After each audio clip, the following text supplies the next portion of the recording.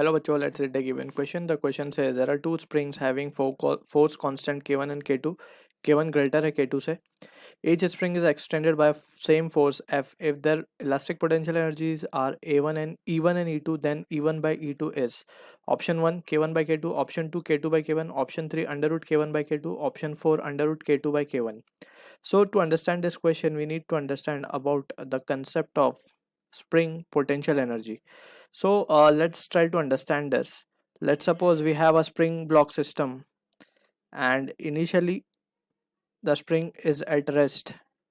ठीक है, एंड हम क्या करते हैं, हम इसको थोड़ा सा खींचते हैं, डिस्प्लेस करते हैं x1 and further more we displace it x2.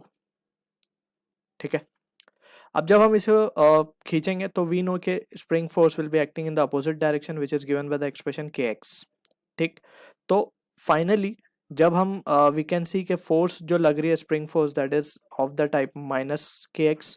ठीक है, तो ये एक वेरिएबल फोर्स है and for variable we know के जो वर्क डन हम निकालते हैं it is by integration. So F D X and on integration from x1 to x2 हमें कितना काम किया, that is what the thing we will calculate.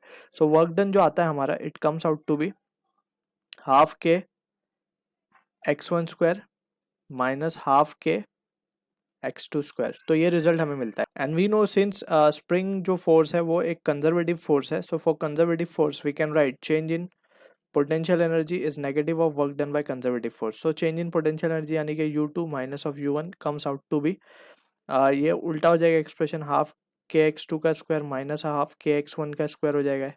ठीक है ना, and further we can see now this is the change in kinetic energy potential energy of the spring block. ठीक, but हमें system क्या नहीं, हमें जस्ट एब्सोल्यूट वैल्यू निकालनी है. So what we will do is we will consider spring potential energy at some point to be zero, या फिर reference मान लेंगे हम उसको. सो एट मीन पोजीशन या फिर when the spring is at natural length हम कह देंगे कि u इज जीरो. ठीक है, यानी कि वो चीज़ हमारे लिए क्या होगी, for our case it will be u1 equals to zero. और u1 जीरो कब होगा, जब x1 जीरो होगा. So finally we will have the value of potential energy u2 that is u equals to half k x2 का square. So this is the expression that we need to keep in mind for spring potential energy या फिर elastic potential energy. ठीक है, so now we can see using this result we'll try to analyze the situation. दो spring है, force constant given है, same force बोली गई है, तो हमें in terms of magnitude it will be F equals to kx. Negative sign जैसे ये शो करता है फोर्स के अपोजिट डिस्प्लेसमेंट. स्प्रिंग फोर्स जो है डिस्प्लेसमेंट के अपोजिट एक्ट करता है. If we displace it towards right so displace force जो है टुवर्ड्स लेफ्ट लगता है. सो यहाँ से वी कैन सी x की वैल्यू क्या लिखी जा सकती है, F by k. So for first spring के लिए हम क्या लिख सकते हैं, x1 will be equals to F by k1. For second spring x2 will be equals to F by k2, right? So finally we can take the ratio. Therefore हमें चाहिए E1 upon E2. E1 हम क्या लिखेंगे, string potential energy that is half के k1 x1 का square divided by half k2 x2 का square. सो यहाँ से हाफ हाफ कैंसिल हो जाएगा.